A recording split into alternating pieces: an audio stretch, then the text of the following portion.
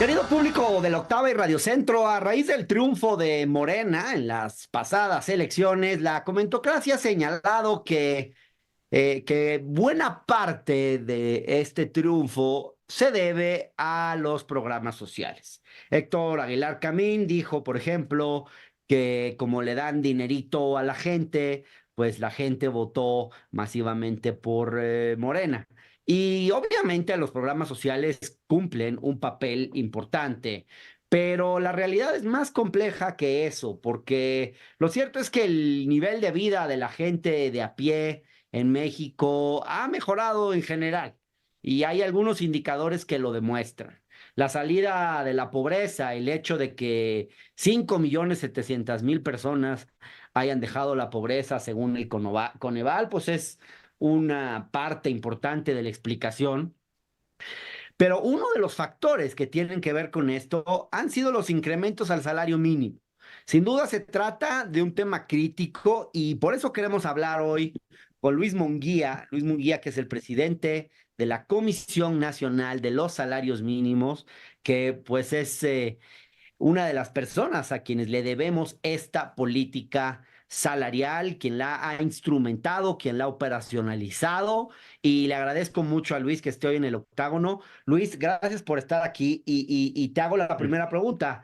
A raíz de lo que pasó el 2 de junio, pues los analistas han intentado explicar las razones del triunfo de Morena y se suele atribuir esto a los programas sociales, dejando un poco de lado otras acciones de la 4T que son muy importantes, como es el aumento del salario mínimo. ¿Qué importancia crees que tuvo el alza del salario mínimo, que supera el 100% en términos reales, en esta elección? ¿Hay alguna manera de saber qué impacto tuvo?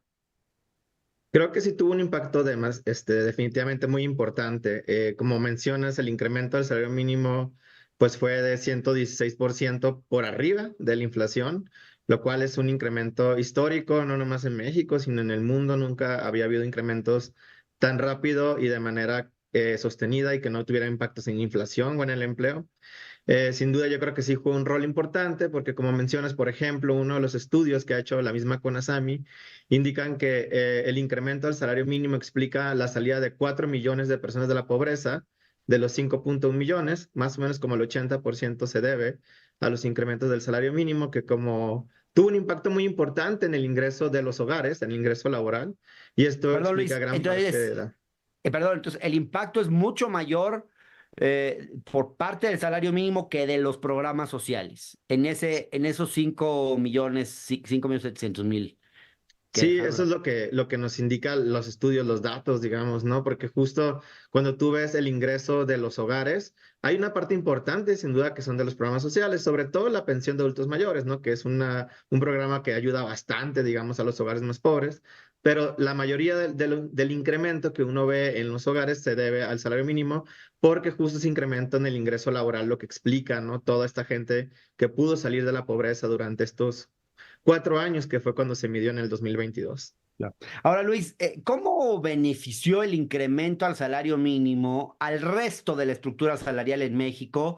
Considerando que tengo entendido que el salario mínimo de alguna forma se utiliza como referencia e impacta también en otros salarios. ¿Cuál habría sido el impacto de esos incrementos en sectores donde uno podría pensar que, pues, que no necesariamente tendrían que afectar tanto? No sé, pienso por ejemplo en la estructura, en los trabajadores informales, en quienes tienen un salario superior al mínimo, ¿también influye ese aumento? Sí, también hubo un impacto del salario mínimo en los demás salarios. De hecho, si tú ves, el salario promedio en México creció 25% en términos reales, Ah, lo cual mira, también es histórico. Nunca había crecido tanto el salario en promedio en un sexenio. Y de esto todas también se debe de todos los niveles. en todos los niveles, es el promedio, digamos, ¿no? Ajá. Cuando uno lo divide por niveles, pues sí, evidentemente los que ganan menos tienen incrementos. De hecho, el 10% más pobre tuvo un incremento del 99% en términos reales, pero conforme tú vas viendo los niveles, por ejemplo, el que está en el 20% también tiene incremento del 75%, y así te vas avanzando. Inclusive el 10% más rico tuvo incrementos por arriba de la inflación de aproximadamente entre 3 y 4%. Entonces, hay un impacto definitivamente, y esto se debe a que básicamente las empresas, cuando sube el salario mínimo, le tienen que subir el salario a un grupo de trabajadores, pero el grupo que sigue, el que está inmediatamente después, quizá ya está muy cerca de ganar lo mismo que los que ganan salario mínimo, y por lo tanto tienen que hacer ajustes en sus tabuladores y también incrementar el salario. A lo mejor no en la misma proporción, pero algo, ¿no? Para separar un poco entre el trabajador que va ingresando, que tiene poca calificación, contra los que tienen más años de estudio, etcétera, ¿no? Entonces sí ha habido un impacto importante, pues en todos los niveles salariales. El salario mínimo no solo afectó a los que lo ganan, sino también a los que ganan un poco más. Interesante, tal vez eso pudiera explicar por qué también entre las clases medias la candidata de Morena y sus aliados tuvo una votación importante. Pero, Luis, uno de los dogmas del periodo neoliberal, pues es que la subida del salario mínimo, digamos que impactaría demasiado en la inflación, pero pues eso no es lo que ha pasado, según los datos que has presentado tú mismo, en donde muestras que la estimación del incremento de la inflación será para este año de apenas 0,5 puntos porcentuales. Ujú. ¿Por qué es que entonces no ha habido un impacto en la inflación? Porque sí ha habido algunos incrementos inflacionarios, pero entiendo que tienen más que ver con los efectos económicos del COVID, ¿es correcto? Sí, es correcto. De hecho, creo que un parteaguas muy importante en el tema de la negociación, porque el salario mínimo, recordemos, es una negociación tripartita entre gobierno, empresarios y trabajadores, fue el incremento del 100% el primer año en la zona libre de la frontera norte, porque ese año, fíjate que en estas ciudades que están en el norte del país, son todos los que están en la frontera, la inflación cayó durante todo ese año y en comparación con el resto del país que sí había subido. Entonces, el incremento del salario mínimo, que fue el doble, ¿no? En la zona libre no tuvo ningún impacto en los precios, y eso fue muy relevante, sobre todo para que el sector empresarial pues se diera cuenta, empezara a aceptar y dijera, bueno, si es verdad, esto es un dogma, no necesariamente va a ocurrir que haya más inflación, y facilitó las negociaciones posteriormente. Ahora, es verdad lo que mencionas, durante la pandemia hubo un impacto en precios, sobre todo un poco después, en 2021, y la mayoría de los estudios, de hecho, también CONASAM hizo uno, y posteriormente salieron en varias instituciones internacionales como el Fondo Monetario Internacional y la OCDE, ¿no? Que lo que estaba explicando realmente la inflación en estos años, digamos, había sido pues un problema en la cadena de suministros. No había, digamos, suficiente producción, y entonces los precios subían para conseguir ciertas piezas o aditamentos o medicamentos, etcétera. Pero además las mismas empresas aprovechaban la coyuntura porque parecía ser que era aceptable, ¿no? Subir precios, y varias empresas incrementaron todavía más los precios. Entonces hubo una especie de especulación por parte del sector, pues de las empresas importadoras, que pues también hicieron que subieran todavía más los precios, ¿no? A pesar de que ya cada vez se fuera restaurando más la cadena de producción. Entonces, eso es lo que Claro, explicó realmente los precios, o el incremento, claro. y no el costo laboral o el salario mínimo. Sí. Ahora, esta política salarial no ha sido solamente una medida unilateral del gobierno. Entiendo que pues se han construido consensos con los trabajadores, con el sector empresarial. De hecho, en la Comisión Nacional de Salarios Mínimos, la CONASAMI, que tú encabezas, participan estos tres sectores. Es una comisión que se integra de forma tripartita. Podríamos decir que el Estado, digamos, ha recuperado su papel de mediador en lugar de solamente representar a los intereses de la facción empresarial. Y podríamos decir también que se ha convencido quizás al sector empresarial de la importancia de tener mejores salarios. ¿Ves de alguna forma un cambio de paradigma que haya digamos, modificado un poco la mentalidad de los empresarios mexicanos? ¿O ha sido la postura del gobierno muy clara, muy consistente, de alguna forma de decir, así van a ser las cosas ahora, el salario mínimo va a recuperar su valor? Sí ha habido obviamente un empuje fuerte del gobierno. Digo, esta política pues está planteada desde el gobierno, ¿no? La nueva política de salarios mínimos, la recuperación, todo el diseño, ¿no? Se hizo desde el gobierno para que el salario mínimo se recuperara. pero sí es verdad que ha cambiado mucho la vida, digamos, en Conasami de la discusión y de hablar de estos temas. Originalmente, cuando yo llegué a Conasami, sí había como una cultura donde se esperaba que el gobierno, específicamente Hacienda y Banxico, siempre me lo decían los consejeros, les dijera cuánto iba a subir el salario mínimo. No había una discusión aquí, ¿no? En el seno de la comisión. Desde que estamos nosotros, llegamos y les dijimos, ustedes tienen que proponer, son el sector de los empresarios, son el sector de los trabajadores. Los dos sectores tuvieron al principio como un conflicto, ¿no? Al tener que tomar la decisión de decir cuánto, ¿no? Cuánto están ofreciendo o cuánto están pidiendo. Pero actualmente ya hay una discusión más rica, digamos, entre sectores.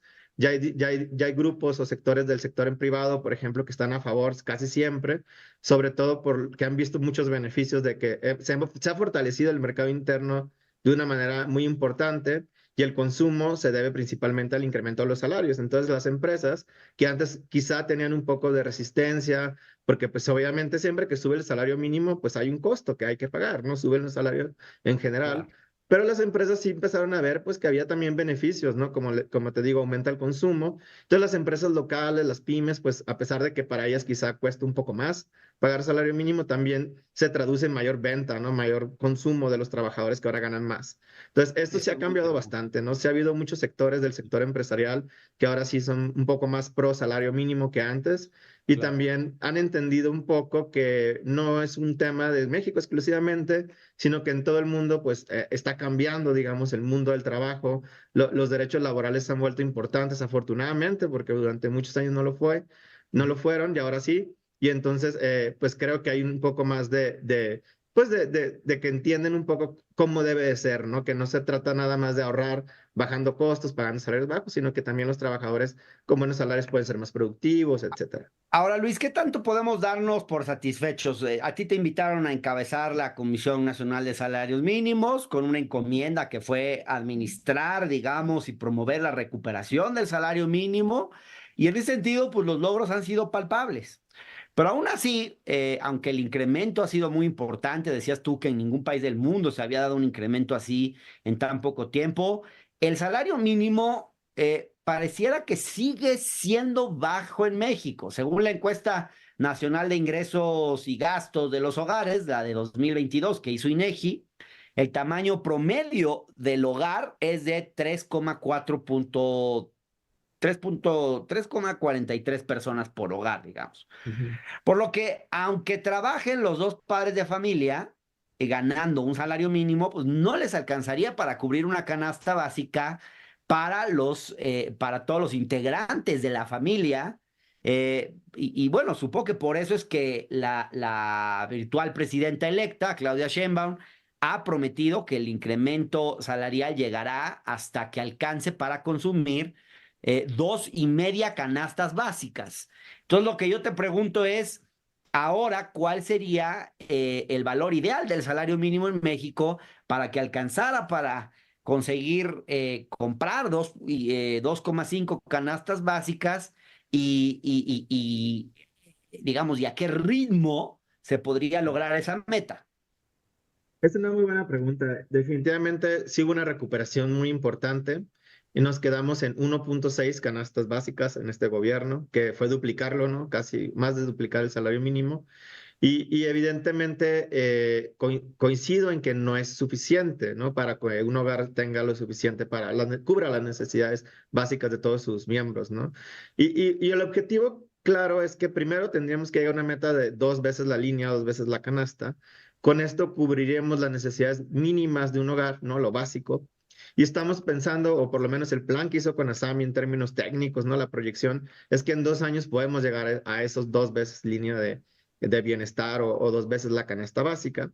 Y el 2.5%, 2.5 veces, que es lo que habla la virtual presidenta electa, se trata de ir un poco más allá, porque ahorita, como te mencioné, es solamente la línea mínima. Si nosotros agregamos a 2.5 canastas, lo que estamos contabilizando ahí es, además de tener la alimentación y lo no alimentario, agregar una vivienda digna. O sea, con esta cantidad en pesos, una persona trabajadora de una familia de, como dices, 3.4, 3.5 miembros, tendría acceso al menos a una casa, a una vivienda, ya sea renta o empezar a sacar un crédito del Infonavit para tener una casa que tiene lo mínimo. Este análisis lo hicimos junto con Infonavit. Entonces estamos hablando de viviendas que sí tienen piso firme, acceso a agua, a electricidad, etcétera. Y entonces con esto ya podríamos hablar de un salario mínimo digno, es decir, que ya no nada más cubre lo más básico, sino que además tiene un poco más, ¿no? Y ese es el objetivo del sexenio que viene. Es lo que ha dicho la presidenta electa, y probablemente yo creo, según nuestros cálculos, que sí se puede cumplir en 6 años. El ritmo de crecimiento no sería el mismo que este sexenio. Este sexenio fue de recuperación, ¿no? Veníamos de muy abajo y al haber tanto espacio, ¿no? Había espacio para crecer muchísimo, pero Claro. creciendo alrededor de un 11-12%, ¿no? Más o menos, cada año el salario mínimo podría llegar a esta meta que es razonable y que además es un crecimiento más moderado que a las empresas podrían pagar sin ningún problema. Pues esperemos que el salario mínimo siga creciendo. Luis, una última pregunta. No, no entiendo que no cae en tu cancha ni en la cancha de la CONASAMI, pero ¿qué sabes acerca de los efectos que ha tenido la regularización de la regulación, más bien del outsourcing? Porque ahí pues mucha gente ganó también, y me imagino que eso también impactó en la elección, mucha gente ganó en una mejoría concreta de sus niveles de vida. No es lo mismo tener tu salario y que te despidan al final del año y te recontraten en enero, a que tengas un aguinaldo, a que acumules antigüedad, a que tengas prestaciones sociales. ¿Qué efectos ha tenido el outsourcing en ese sentido en México en estos años? Sí, la verdad con Asami está, pues, participa en varios temas de la Secretaría de Trabajo. Es el área, digamos, dentro de la Secretaría que evalúa todas las políticas públicas que hace la Secretaría del Trabajo, Jóvenes Construyendo el Futuro, y entre ellas también evaluamos cuál fue el impacto que tuvo la reforma de subcontratación. Fue muy interesante, pensábamos que podía haber, a lo mejor mucha gente pensó, ¿no? Que la transición no iba a ser fácil entre los trabajadores que estaban subcontratados a su empresa matriz, pero en realidad la mayoría de los trabajadores pasó de la empresa, digamos, que subcontrataba a la empresa matriz. Estamos hablando que más o menos había 4 millones de trabajadores en esta situación y como 3.5 millones pasaron inmediatamente a su pues, empresa matriz, y el resto se distribuyó en diferentes sectores. Entonces sí vimos que no hubo ningún impacto en el empleo, digamos, se mantuvo, y de hecho hay varios estudios, ya hay un estudio publicado en Estados Unidos que muestra que no hubo un impacto en el empleo. Lo O que sea, no sí, generó como mencioné, desempleo, quieres decir. sí, en el desempleo, exacto, no subió el desempleo, pues, o la gente no se fue al desempleo después de la reforma. Muy Y lo importante. interesante y lo más importante es que, como dices tú, aumentaron sus beneficios, ¿no? El salario base de cotización es una medida que utiliza el IMSS, integra también las prestaciones, que en gran parte explica esto, subió en promedio 20% el salario de los trabajadores que se pasaron de la subcontratación a la empresa matriz. La mayoría de esto es porque accedieron por primera vez a las prestaciones que tiene un trabajador típicamente de base, que es pues el aguinaldo, la prima vacacional, ¿no? Todo esto que no se les pagaba porque, como dices tú, no nada más en diciembre, ¿eh? Normalmente los despedían cada 2, 3 meses y los volvían a contratar. Y a partir de ahora, que ya tienen antigüedad, etcétera, pues ya tienen salarios más altos. Entonces, sí hubo un beneficio también de un grupo de trabajadores muy importante, ¿no? Que estamos hablando casi 4 millones, que se beneficia también de esta política, ¿no? Entonces, en general, la política laboral ha tenido muchos beneficios para el mundo del trabajo, en general para todos los trabajadores y trabajadoras, y creo que esto sin duda tuvo un impacto importante si lo comparas con otros sexenios donde realmente no pasaba nada, ¿no? O sea, se redujo la pobreza, en el sexenio, por ejemplo, de Calderón aumentó, ¿no? Aumenta el salario promedio, en el sexenio de Calderón y de Fox y de Peña Nieto cae, ¿no? Entonces, esto, pues obviamente le impacta a la gente muchísimo en sus bolsillos, y creo que para la mayoría, pues es más importante tener dinero para comer, para hacer alguna actividad que otros temas, ¿no? Entonces, justo creo que sí hubo un impacto muy importante de la política laboral en la elección pasada.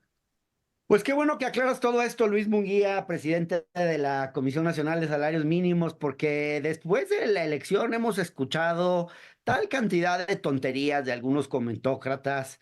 Yo he sido muy crítico frente a esos análisis simplistas y de gente que obviamente, pues no solo ha perdido el pulso de la realidad de México, sino que pareciera que ya tampoco estudian, porque estos datos que nos has informado es información pública que ellos por lo visto no han querido ver. Pero qué bueno que podamos hablar de esto aquí en el Octágono. Te agradezco mucho que hayas estado en este espacio y que volvamos, espero yo, muy pronto a conversar. Esta es tu casa, Luis Munguía. Muchas gracias, Hernán. Y un saludo para todo el auditorio. Gracias. Gracias, saludos.